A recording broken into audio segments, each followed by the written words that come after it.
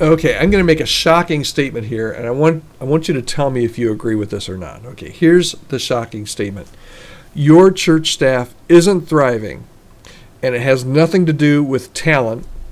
It has everything to do with trust.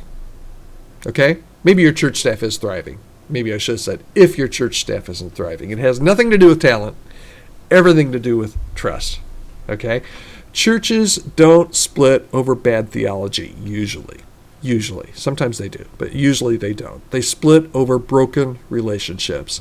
And today we're going to skip all the cheesy icebreakers and give you 5 practical steps to build real, lasting trust on your ministry team. So stick around because step 5, I think it's one you might be missing. Okay? So welcome to the Healthy Church Staff Podcast. My name is Todd Rhodes. I'm one of the co-founders over at chemistrystaffing.com, and I'm so glad that you are here today. We're talking about trust and talent, and my opening statement was that if your church staff isn't thriving, it probably doesn't have as much to do with talent and probably has everything to do with trust. All right, 5 points I want to make today that will help you kind of get where you need to be if you're suffering on your church staff, or your church staff isn't healthy right now, okay? The first is make vulnerability normal, not risky, okay? We're talking about trust today. Teams build trust when leaders go first. You have to lead from the top down. When a senior pastor or an executive pastor says, I need help, it opens the door for everybody else to do the same. Vulnerability isn't a weakness, it's a trust accelerator. Let me repeat that. Vulnerability, when you say, I need help, when you lead from the top down, vulnerability is not a weakness. It's a trust accelerator. So here's an action step that you can take today. Start team meetings with leader-led vulnerability. Share a real challenge or a personal reflection before diving into all the business. And don't put yourself above everybody else. This vulnerability will help build trust among your entire team. Okay, so number 1, make vulnerability normal, not risky. Okay, make it normal for you, but by you doing it, it also makes it normal for other people to be more vulnerable as well. Number 2, give people kind of the same, along the same line, but a little bit different take on this. Give people a safe place to say really hard things. A closed door can be the most open place in your church if people know that it's safe. Okay? Trust grows when people can give feedback. Trust grows when people can challenge ideas. And trust grows when people can express disagreement without the fear of fallout. Okay?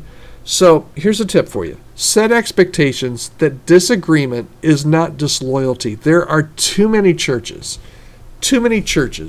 where disagreement is automatically seen as disloyalty. In fact, disagreement should be, in a healthy culture, it should be a sign of a healthy thinking team member. Okay? So that's number 2. Give people a safe place to say hard things. Okay? Number 3, move from team building to trust building. Okay? Team building it's quite the rage, and it has been for the last, 10, 15, 20, 25 years. We got to build a great team. And you do need to build a great team, but by building a great team, how do you build a great team? You build a great team by building great trust. And according to this article that I'm getting some of this content from today, I'll leave a link to that in the comments. Hopefully, I'll remember to do that. According to the article, though, the most team building activities are shallow and disconnected from real work. And you know this. You've done all the icebreakers. You've done all the team building activities, and it's like, okay, you do that, yeah.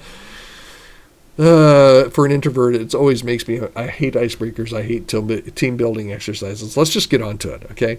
What builds trust is working through something hard together. What builds trust is solving a problem, navigating tension, surviving Easter Sunday, right? That is what builds trust. Instead of trust walks and blindfold games, Maybe give your team a challenge that you can solve together. That's where the real magic happens. That's where, as you do life together and you do things and you accomplish things together, man, that's where the trust is built. And if you have a trusting team, you're going to have a healthy team. Okay, number 4.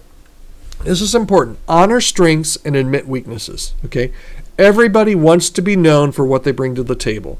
But trust also grows when we're honest about what we don't do well. Okay?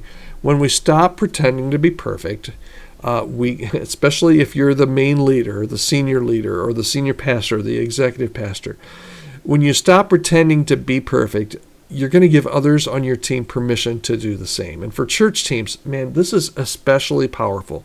It models grace, it models humility, and really, it is the body of Christ in action. Okay? And then finally, there are going to be times where you're going to have to practice repair. Okay? There are going to be times when people get on each other's nerves, where trust is breached, where conflict happens, and you have to remember, conflict, this is so important. Conflict is not the enemy. Unresolved conflict is. Conflict isn't the enemy. Unresolved conflict is the enemy. Trust is built when somebody says, hey, I didn't handle that well. I'm sorry. Make it normal to repair relationships quickly. Leaders who model repair, again, from the top down, leaders that model repair show their team that mistakes aren't the end. They're an opportunity for growth.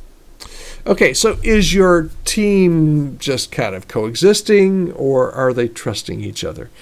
If you start with even just one of these 5 steps this week, even a small move toward trust can change your team's entire trajectory. Okay, I would love to be able to help you. Maybe you're in the middle of this and you're trying your best to get a team to trust each other, and you're just like, Todd, I don't know what to do. I need some help. Reach out to me. I would love to help you. If I can't help you, I've got somebody on my team at Chemistry Staffing that could come alongside and partner with you and help you work out a strategy for how to get from where you are to what we're talking about here, a team that trusts each other, a team that's healthy. Reach out to me, podcast@chemistrystaffing.com. I would love to hear from you, and if there's a way that I can partner with you or your church, I would absolutely love that. We are here at Chemistry Staffing. Of course, our main business is, or our main work, our main passion is helping churches and candidates find each other that can work together for at least 5 years to find that healthy long-term fit, that churches and staffs become healthy and thriving in their communities. That's our passion. But we're passionate about every person that calls church ministry work their calling or their life goal. So we want to help you however we can to be healthy and to maintain that health. So any way that we can help you, any way that I can help you, reach out, podcast@chemistrystaffing.com. All right, thanks so much for joining us. We're here every weekday on the Healthy Church Staff Podcast. Hope you'll join me again soon.